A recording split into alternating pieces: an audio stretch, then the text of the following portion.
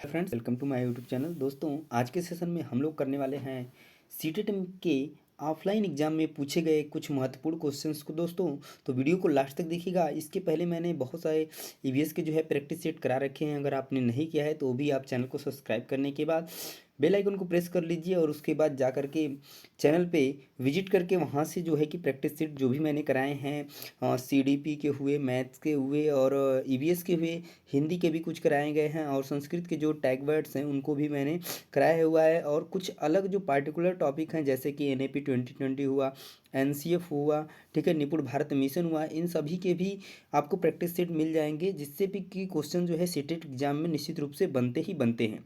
तो चलिए दोस्तों, उसको आप देखिएगा।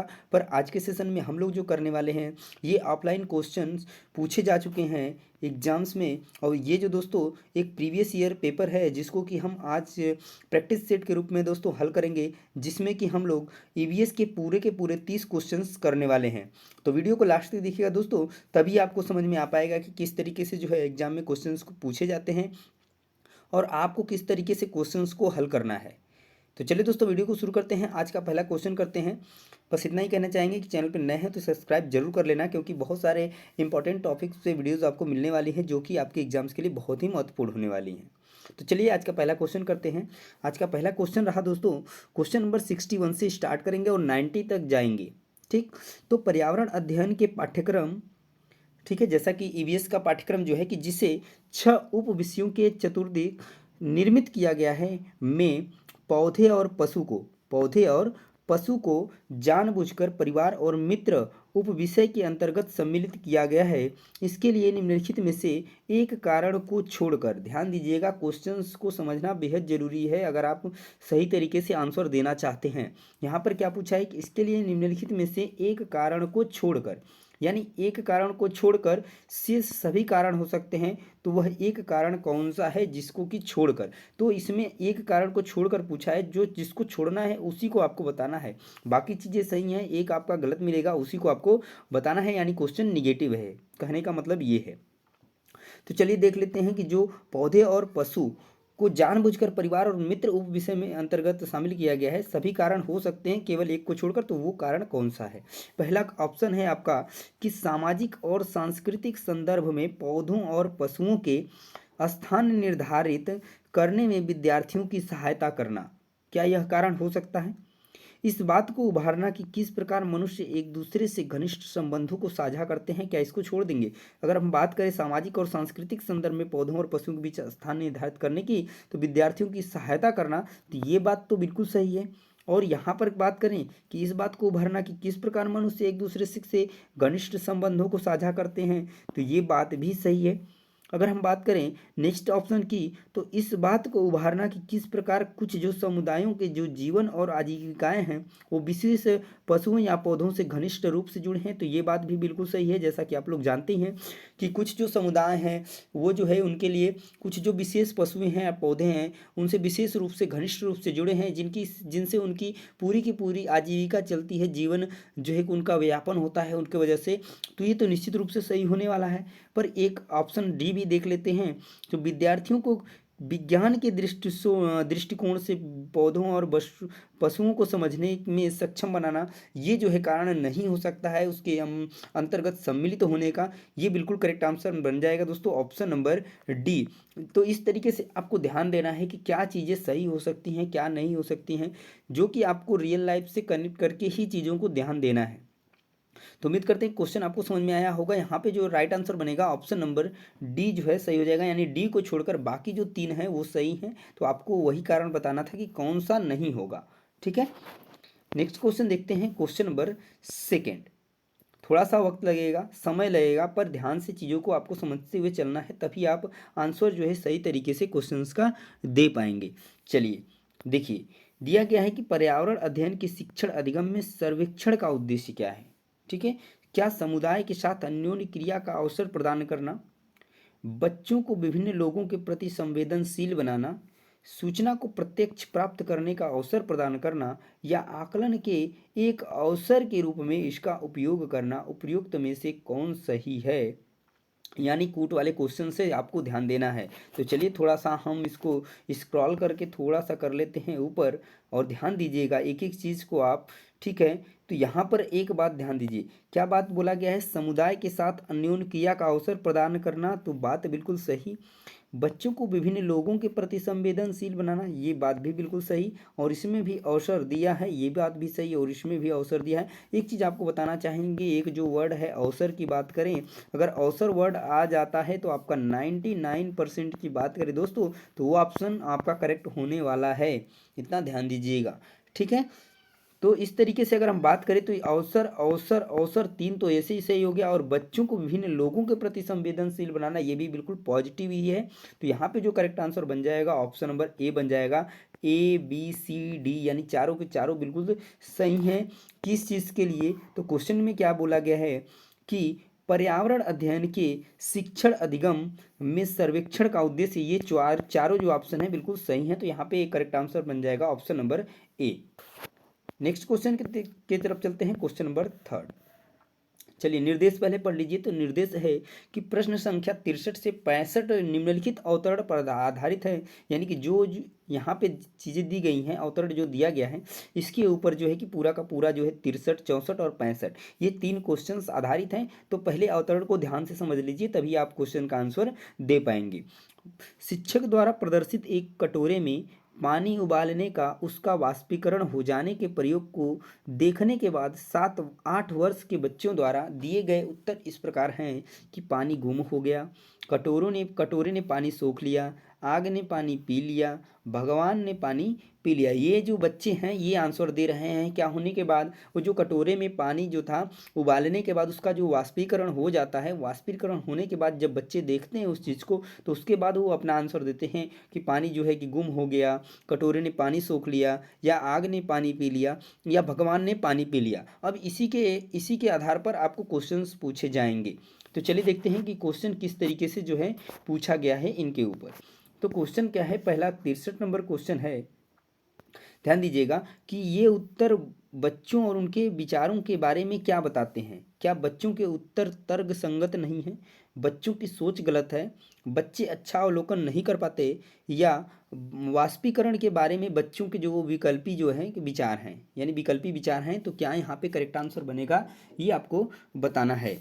ठीक है, तो यहाँ पे करेक्ट आंसर क्या बनेगा दोस्तों, तो जैसा कि आप बताएं कि अलग अलग बच्चे हैं, अलग अलग क्वेश्चन का आंसर दे रहे हैं, तो यहाँ के जो वाष्पीकरण के बारे में जो बच्चों के विचार हैं वो कैसे हैं, विकल्पी हैं। तो यहाँ पे ऑप्शन आपका करेक्ट आंसर बनेगा ऑप्शन नंबर डी।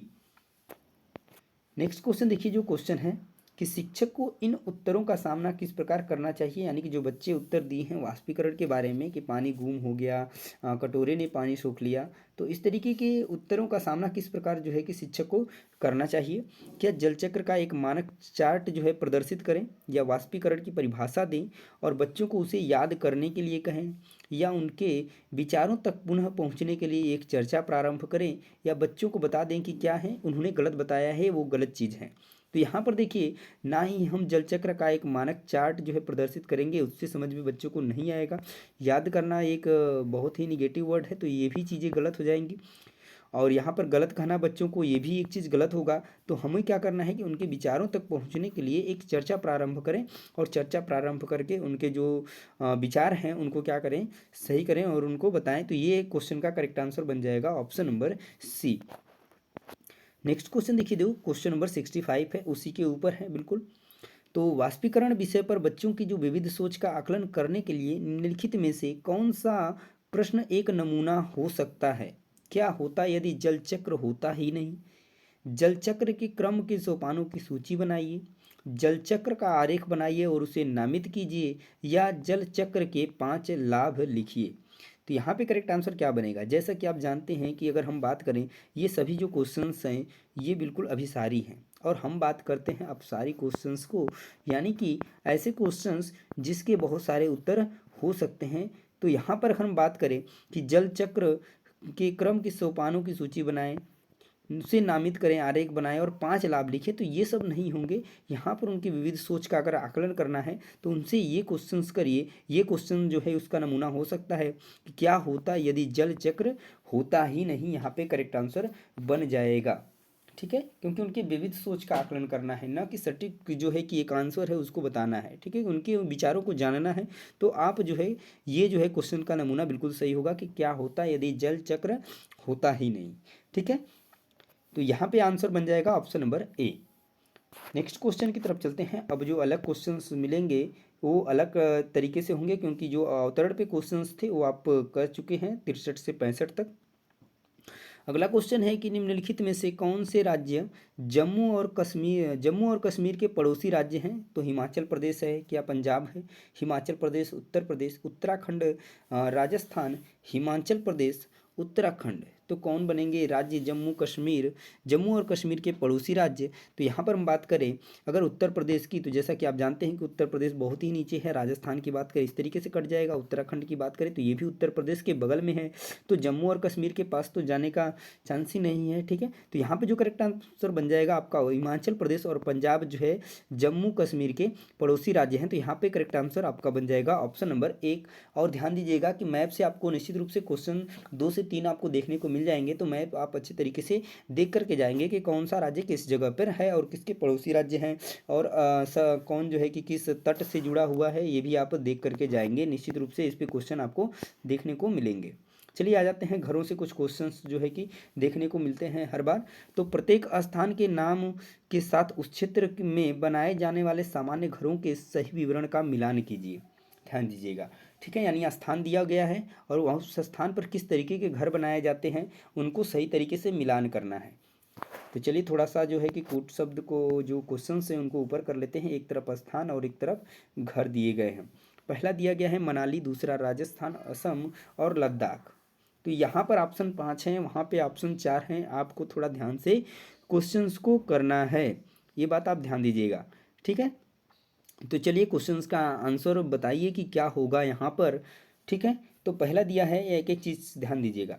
बांस के खंभों पर बने ऊंचे हुए ऊँटे घर, यानी असम की बात करें, असम में बात करेंगे तो बांस के खंभों पर जो है कि 5 फीट ऊपर लगभग की घर बनाए जाते हैं। तो यहाँ पे जो बन जाएगा आपका सी का फर्स्ट तो लगभग 3 में दिया है, तो एक ऑप्शन यहाँ पे कट गया। चलिए डी खत्म हो गया आपका। अब उसके बाद बात करते हैं, यहाँ पर दिया है मिट्टी के घर जिनकी छतें कटीली झाड़ियों से छाई होती हैं। मिट्टी के घर कहाँ पे होते हैं? राजस्थान में होते हैं, यानी बी का हो जाएगा 4। क्या हो जाएगा? बी का हो जाएगा 4। ध्यान दीजिएगा। अब बात करते हैं मनाली का। तो पत्थर या लकड़ी से बने ढालू छतों वाले घर, ढाली छतों वाले घर कहाँ पे होते हैं? यहाँ पे दिया है पत्थर के बने घर जिनके फर्श और छतें जो है लकड़ी की बनी होती हैं। इनमें थोड़ा कन्फ्यूजन है मनाली और लद्दाख में। देखिए तो यहाँ पे क्या बनेगा, यहाँ पे देखिए कौन सा बिल्कुल करेक्ट बनेगा आपका ऑप्शंस। तो यहाँ पर बात करें अगर मनाली की और लद्दाख, डी का ध्यान दीजिएगा। डी का देखिए अगर बात करें तो पत्थर के बने घर जिनके फर्श और छतें जो है लकड़ी की बनी होती हैं, ये भी सही हो जाएगा। और जो मनाली वाली है, ठीक, तो मनाली में जो है कि पत्थर तथा लकड़ी से बने जो है ढालू छतों वाले घर होते हैं, तो ये जो है आपका करेक्ट ऑप्शन बन जाएगा। यानी ए का 2, बी का 5 है, और उसके बाद बी का 4 और 1 और 5। ठीक है, तो यहाँ पे जो आपका बन जाएगा ऑप्शन नंबर 5 बिल्कुल बी जो है करेक्ट हो जाएगा। ठीक है, तो इस तरीके से आप ध्यान दीजिएगा। इस तरीके के क्वेश्चंस आपको निश्चित रूप से मिलेंगे घरों से, शेल्टर से। ठीक है, तो आप उनको भी देख करके जाएंगे कि किस स्थान पे जो है, किन राज्यों में जो है किस तरीके के जो है घर जो है कि बने होते हैं। चित्रकला से कुछ क्वेश्चंस पूछे जाते हैं, उनको भी आपको ध्यान देना है। आपको घबराने की कोई ज़रूरत नहीं है, बस आप हमारे साथ जुड़े रहिए, आपको सारी चीज़ें जो है अच्छे तरीके से करा दी जाएंगी। चलिए अगला क्वेश्चन देखते हैं दोस्तों। Question number 68। क्वेश्चन नंबर 68 क्या है कि पशुओं की त्वचा पर विविध जो पैटर्न होते हैं वो क्या इंगित करते हैं? तो उनकी शारीरिक शक्ति को इंगित करते हैं, परावर्तित प्रकाश के कारण होते हैं, उनकी त्वचा पर बालों के कारण होते हैं, या उस जलवायु के कारण होते हैं जिसमें वे रहते हैं। यहाँ पे करेक्ट क्या बनेगा? तो बिल्कुल यहाँ पे जो पशुओं की जो त्वचा है, जो विविध पैटर्न होते हैं, वो उनकी त्वचा पर बालों के कारण होते हैं। ये बिल्कुल सही बात है और यही इस क्वेश्चन का करेक्ट आंसर बनेगा दोस्तों।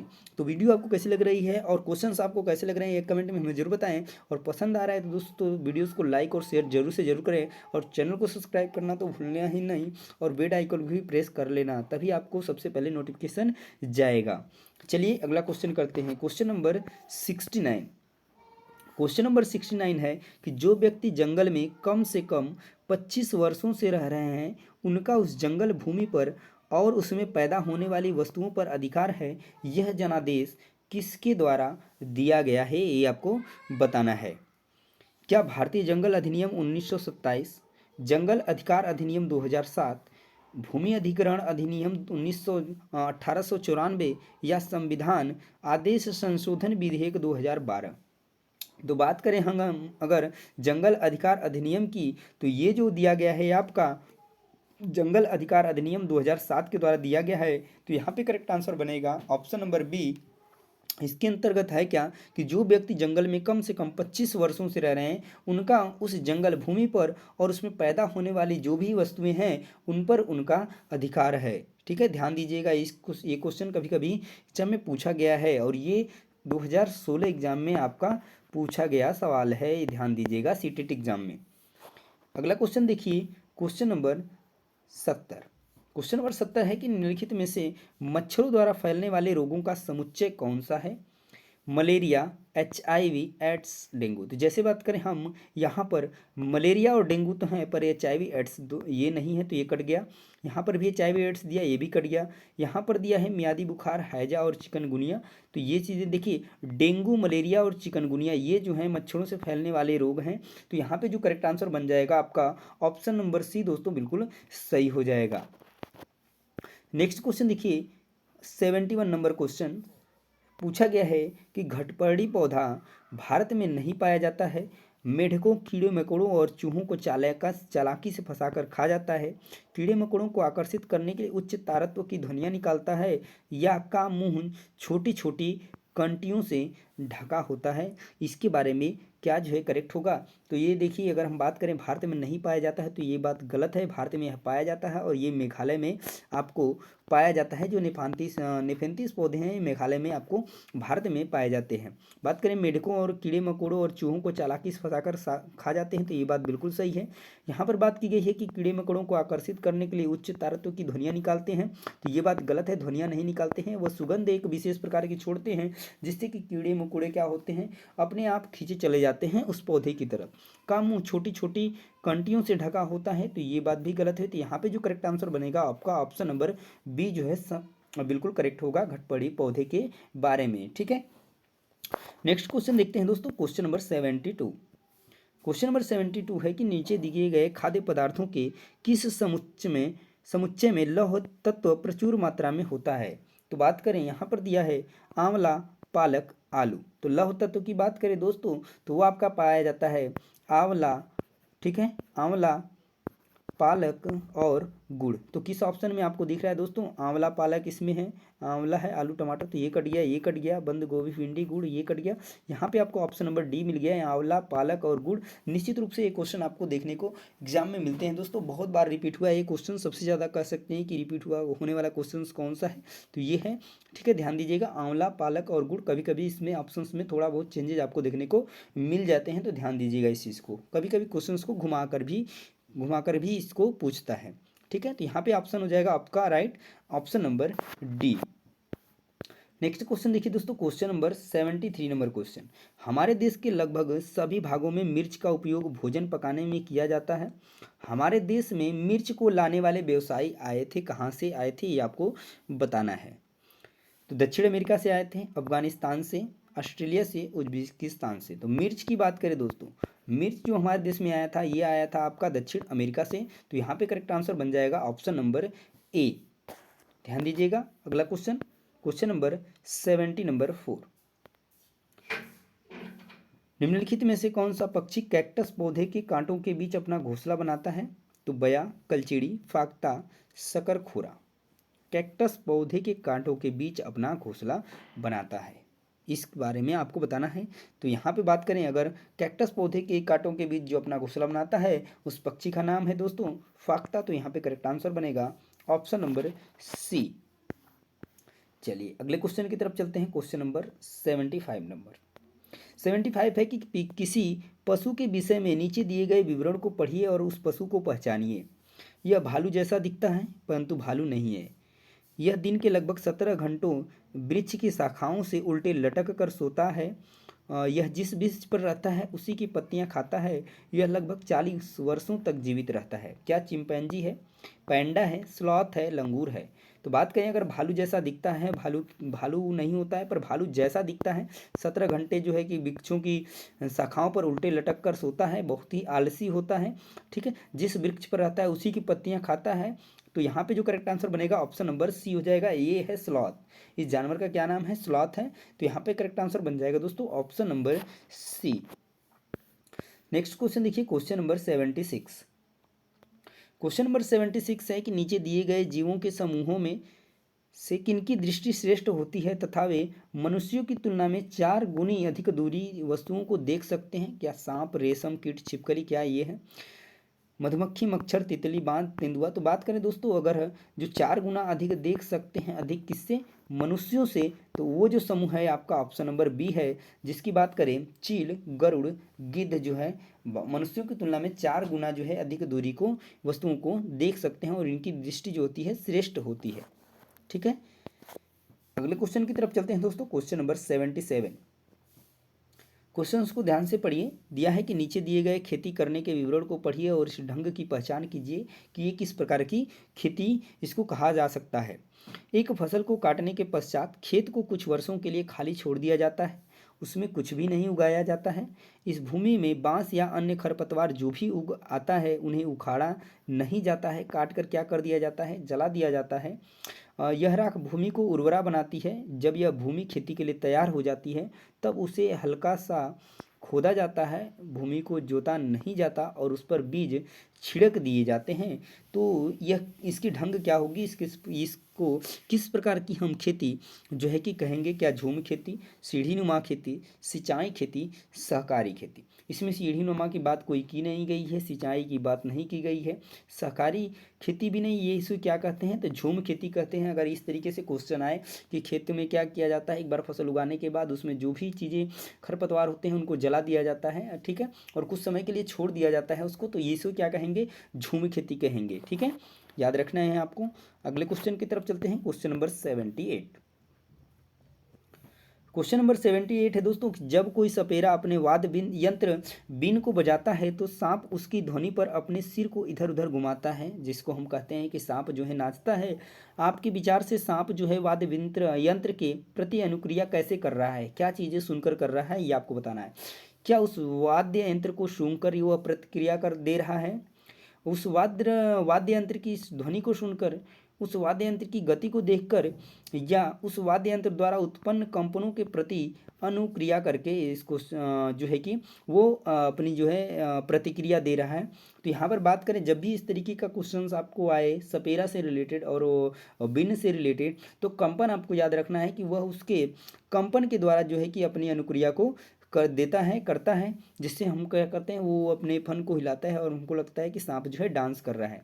तो यहाँ पे जो करेक्ट आंसर बन जाएगा ऑप्शन नंबर डी जो है दोस्तों सही हो जाएगा। नेक्स्ट क्वेश्चन देखिए, क्वेश्चन नंबर 79।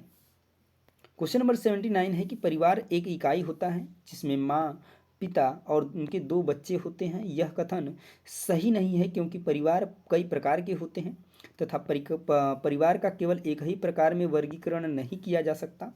सत्य है क्योंकि यह किसी आदर्श परिवार का आकार है।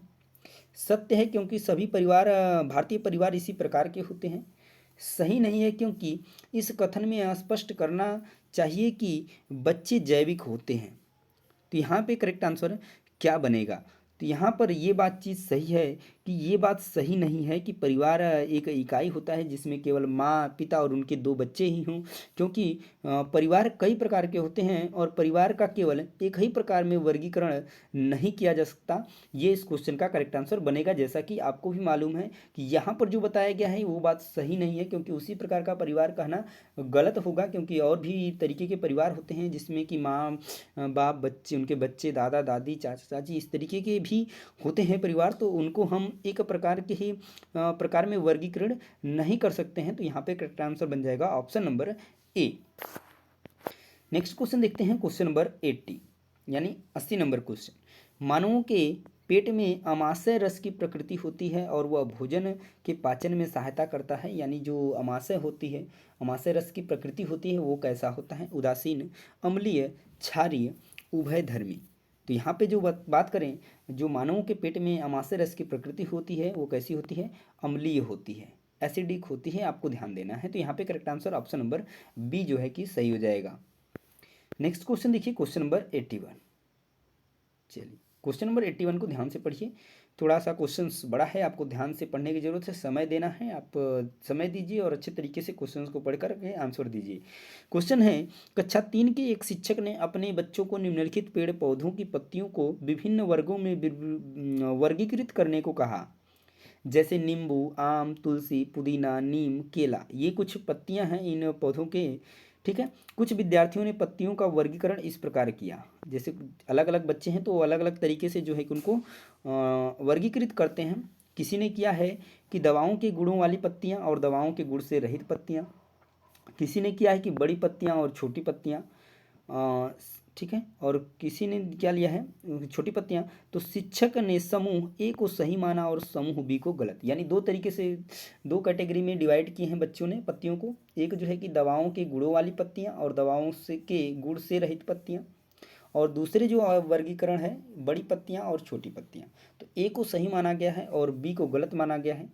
तो पूछा गया है क्वेश्चन कि निम्नलिखित कथनों में से कौन सा कथन अधिगम और आकलन के प्रति शिक्षक के दृष्टिकोण को प्रतिबिंबित करता है? क्या बच्चे बहुत प्रकार के संदर्भों को कक्षा में ले आते हैं जिसकी सराहना होनी चाहिए, या अपने अनुभवों पर निर्भर करते हुए बच्चे वर्गीकरण के बहुत से तरीकों का उपयोग कर सकते हैं, या वर्गीकरण का काम बहुत विशिष्ट और स्तरीकृत है तथा इसका एक ही सही उत्तर होता है, या यह क्रियाकलाप पत्तियों से सूचना ग्रहण करने पर केंद्रित है जिसका भिन्न अर्थ लगाया जा सकता है? यहाँ पे क्या करेक्ट होगा? तो बात करें दोस्तों, यहाँ पे जो इन चार ऑप्शंस में से बात करें, थोड़ा सा कन्फ्यूजिंग क्वेश्चन आपके लिए बनेगा, क्योंकि आपको लगेगा कि ये चारों के चारों ऑप्शन से बिल्कुल सही हैं। तो यहाँ पर हम बात करें तो यहाँ पे करेक्ट आंसर बनेगा ऑप्शन नंबर सी, कि वर्गीकरण का काम जो है कि बहुत ही विशिष्ट और स्तरीकृत है और तथा इसका एक ही सही उत्तर होता है। ये बिल्कुल करेक्ट आंसर बनेगा इस क्वेश्चन के लिए। अगला क्वेश्चन देखते हैं दोस्तों, क्वेश्चन नंबर 82 नंबर क्वेश्चन। ध्यान दीजिएगा, कुट वाले क्वेश्चंस। पर्यावरण अध्ययन की अपनी कक्षा में समूह क्रियाकलाप का निर्माण करते हुए आप निम्नलिखित विचारों में से किनका ध्यान रखेंगे? क्या कर रहे हैं आप? समूह क्रियाकलाप का निर्माण कर रहे हैं, तो आपको जो नीचे दिए गए विचार हैं उनमें आपको किस पे ध्यान देना है? क्या बच्चों की रुचियों का ध्यान हो, लड़के और लड़कियों को समान रूप से इस पे ध्यान हो, इनमें मूल्यवान सामग्री लगी हो, या सभी धार्मिक और सांस्कृतिक पृष्ठभूमि के बच्चों को रुचिकर लगे? किन बातों पे आपको विशेष ध्यान देना है?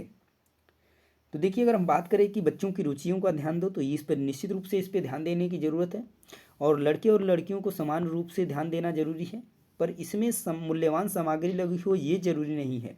पर सभी धार्मिक और सांस्कृतिक पृष्ठभूमि के बच्चों को रुचिकर लगे, ये चीज़ भी सही है। तो ए बी डी आपका सही है, तीनों चीज़ें बिल्कुल सही हैं। इन चीज़ों को आपको ध्यान रखना होगा अगर आप समूह क्रियाकलाप कराने जा रहे हैं, निर्माण कर रहे हैं। तो यहाँ पे ऑप्शन बन जाएगा आपका दोस्तों सही, ए बी डी, यानी ऑप्शन नंबर ए जो है बिल्कुल करेक्ट हो जाएगा। नेक्स्ट क्वेश्चन देखते हैं, क्वेश्चन नंबर 83।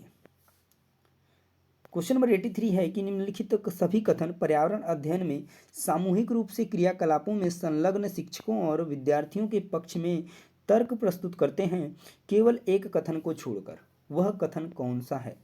ठीक है, यानी तीन को जो ऑप्शन है वो पॉजिटिव हैं और एक निगेटिव है, क्योंकि पूछा गया है कि केवल एक कथन को छोड़कर वह कथन कौन सा है। तो बच्चे दूसरे बच्चों से बात और बहस करने से अधिक सीखते हैं। समूह क्रियाकलापों की वजह से बच्चे अंक उपलब्धि में अच्छा सुधार प्रदर्शित करते हैं, या प्रौढ़ों के समर्थन से बच्चों को अपनी क्षमता से अधिक ज्ञान के निर्माण में सहायता मिल सकती है, या बच्चे परस्पर सामंजस्य और सहयोग करना सीखते हैं। बात करें पहले ऑप्शंस की, तो बच्चे एक दूसरे से जो है कि बात और बहस करने से अधिक सीखते हैं, बात बिल्कुल सही है। ठीक है। और प्रौढ़ों के समर्थन से भी बच्चे जो है अपनी क्षमता से अधिक ज्ञान के निर्माण में सहायता मिल सकती है, और यहाँ पर सहयोग की बात भी करेंगे। पर अब अच्छे अंक की बात करें, अंक उपलब्धि के बारे में, तो ये चीज़ सही नहीं होगा। और यहाँ पे जो करेक्ट ऑप्शन बन जाएगा ऑप्शन नंबर बी जो है बिल्कुल सही हो जाएगा। जहाँ पर भी अंक की बात आए, अच्छे अंक की बात आए, वो ऑप्शन आपका गलत हो जाएगा, वो बिल्कुल निगेटिव के लिए है, आपको ध्यान देना है। चलिए अगले क्वेश्चन की तरफ चलते हैं। क्वेश्चन नंबर 84 नंबर क्वेश्चन है कि समूह कार्य से पर्यावरण अध्ययन कर रहे बच्चों की जो सामाजिक व्यक्तिक विशेषताओं के आकलन के लिए निम्नलिखित में से कौन सा उपकरण सर्वाधिक उपयुक्त होगा? कागज पेंसिल परीक्षण, मौखिक प्रश्न निर्धारण मापनियां, या दत्तकार। यहाँ पे आपका क्या जो है बिल्कुल करेक्ट होने वाला है? तो देखिए कागज पेंसिल परीक्षण भी ये आपका गलत हो जाएगा। मौखिक प्रश्न की बात करें तो ये भी गलत होगा। पर जितने भी निर्धारण मापनियां हैं, यानी आपको विभिन्न तकनीकों का उपयोग करके ही उनका क्या करना है, आकलन करना है। तो यहाँ पे जो करेक्ट आंसर बन जाएगा ऑप्शन नंबर सी होगा, क्योंकि यहाँ पे बात की गई है निर्धारण मापनियां। जो भी निर्धारण मापनियां अलग अलग चीज़ों के लिए बनाई गई उनके अकॉर्डिंग आप क्या करेंगे, उनका आकलन जो है कि करेंगे, ना कि मौखिक प्रश्न के द्वारा केवल आप उनका आकलन कर सकते हैं, या फिर सिर्फ कागज पेंसिल परीक्षण कर सकते हैं, या फिर केवल दत्त कार्य के द्वारा कर सकते हैं। तो यहाँ पे ऑप्शन आपका करेक्ट हो जाएगा ऑप्शन नंबर सी, निर्धारण मापनियां।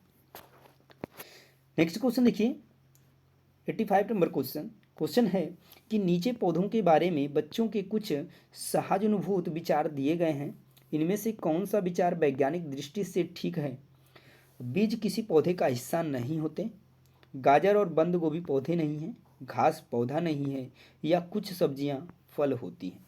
क्या पूछा गया है कि नीचे पौधे के बारे में बच्चों के कुछ सहानुभूत विचार दिए गए हैं, बच्चों ने ऐसा कर रहे हैं, इनमें से कौन सा विचार वैज्ञानिक दृष्टि से ठीक है? ये आपको बताना है कि वैज्ञानिक दृष्टि से कौन सा जो विचार है बिल्कुल सही है। तो यहाँ पे जो वैज्ञानिक दृष्टि से बात करें, अगर हम बात करें कि बीज किसी पौधे का हिस्सा नहीं है, तो ये बात भी गलत होगा।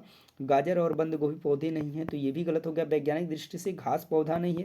यहाँ पे जो करेक्ट आंसर बनेगा ऑप्शन नंबर डी जो है बिल्कुल सही हो जाएगा कि कुछ जो सब्जियाँ होती हैं वो क्या होती हैं, फल होती हैं। ये बात बिल्कुल सही है। तो यहाँ पे ऑप्शन डी जो है करेक्ट हो जाएगा। नेक्स्ट क्वेश्चन देख लेते हैं, क्वेश्चन नंबर 86। क्वेश्चन नंबर 86 है कि कक्षा 4 की एक शिक्षिका ने अपने विद्यार्थियों से कहा, कुछ वयोवृद्ध लोगों से यह पूछिए कि जब वे जवान थे तो क्या उन्होंने कुछ ऐसे पौधे देखे थे जो आजकल नहीं दिखाई पड़ते। उपर्युक्त प्रश्न के पूछे जाने पर निम्नलिखित में से किस कौशल के आकलन की संभावना नहीं है? प्रश्न पूछना, जैसे कि प्रश्न पूछ ही रहे हैं, तो यहाँ पर तो बिल्कुल प्रश्न पूछ रहे हैं, अभिव्यक्ति भी हो रही है, चर्चा भी होगी, पर प्रयोग इसमें नहीं होगा। तो ये ऑप्शन एक बिल्कुल सही हो जाएगा, क्योंकि पूछा गया कि किस कौशल के आकलन की संभावना नहीं है, तो यहाँ पे कोई भी प्रयोग नहीं होने वाला है। तो यहाँ पे करेक्ट आंसर बन जाएगा option number C. Next question देखिए, क्वेश्चन नंबर 87 की बात करें तो एक शिक्षक प्रत्येक बच्चे को अपने घरों की रद्दी सामग्री से कुछ उपयोगी वस्तु बनाने को कहता है। यानी घर पे जो भी चीज़ें रद्दी हैं वो सभी बच्चों से कहता है कि उनसे कुछ चीज़ें बनाकर लेके आएंगे। शिक्षक का शैक्षिक अभिप्राय नहीं है, मतलब क्या नहीं है ये आपको बताना है, ध्यान दीजिएगा। क्या कक्षा के श्रेष्ठ विद्यार्थी के बारे में निर्णय करना है, या बच्चों में सृजनशीलता का विकास करना है, बच्चों को पुनः चक्रण, पुनः प्रयोग और रूपांतरण को समझने देना, या कूड़े से बनी श्रेष्ठ वस्तुओं की प्रदर्शनी आयोजित करना। क्या जो है कि नहीं है ये आपको बताना है, शैक्षिक अभिप्राय क्या नहीं है। तो यहाँ पे जो देखिए, अगर हम बात करें बच्चों में सृजनशीलता का विकास करना, ये बात है, ये अगर ऐसा करवा रहा है शिक्षक बच्चों से, तो ये बात है कि सृजनशीलता का विकास करना है। पुनः चक्रण भी हो रहा है, क्योंकि जो चीज़ें खराब हो चुकी हैं फिर उनसे कोई नई चीज़ें बना रही हैं, तो पुनः चक्रण भी हो रहा है, पुनः प्रयोग भी हो रहा है, रूपांतरण हो रहा है। और कूड़े से ही श्रेष्ठ वस्तुओं की प्रदर्शनी आयोजित बिल्कुल की जा सकती हैं, पर कक्षा के श्रेष्ठ विद्यार्थियों के बारे में निर्णय इससे नहीं किया जा सकता है। तो ये बिल्कुल सही हो जाएगा, क्योंकि ये चीज़ गलत है, ये ऑप्शन जो गलत है, और यही गलत है जो सही है, क्योंकि पूछा था कि क्या गलत है। ठीक है, नेक्स्ट क्वेश्चन देख लेते हैं, क्वेश्चन नंबर 88। चलिए क्वेश्चन नंबर 88 है कि निम्नलिखित प्रश्नों को पढ़िए पहले। कि मैंने क्रियाकलाप की योजना कितनी अच्छी बनाई, मैंने योजना का अनुसरण कितना अच्छा किया, मेरी शक्तियाँ क्या थी, मुझे सचमुच कठिन क्या लगा। ऊपर दिए गए 4 प्रश्नों के 4 प्रकार के प्रश्नों के उत्तर से होगा क्या होगा, ठीक है। क्या होगा तो यहाँ पे रहे कुछ जो ऑप्शंस हैं कि शिक्षक द्वारा समग्र आकलन, बच्चों का स्व आकलन, शिक्षकों का स्व आकलन, बच्चों और शिक्षकों दोनों का स्व आकलन। यहाँ पे करेक्ट आंसर क्या बनेगा आपका। तो देखिए यहाँ पे बात की गई है कि मेरी शक्तियाँ क्या थी, मुझे सचमुच कठिन क्या लगा या क्या चीज़ें हैं। तो यहाँ पे जो आपका करेक्ट आंसर बनेगा आपका क्या बन जाएगा, तो यहाँ पे जो आपका बन जाएगा ऑप्शन नंबर डी जो है बिल्कुल सही हो जाएगा, ठीक है। यहाँ पे क्या बनेगा आपका ऑप्शन नंबर डी बिल्कुल करेक्ट हो जाएगा दोस्तों। चलिए नेक्स्ट क्वेश्चन देख लेते हैं, क्वेश्चन नंबर 89।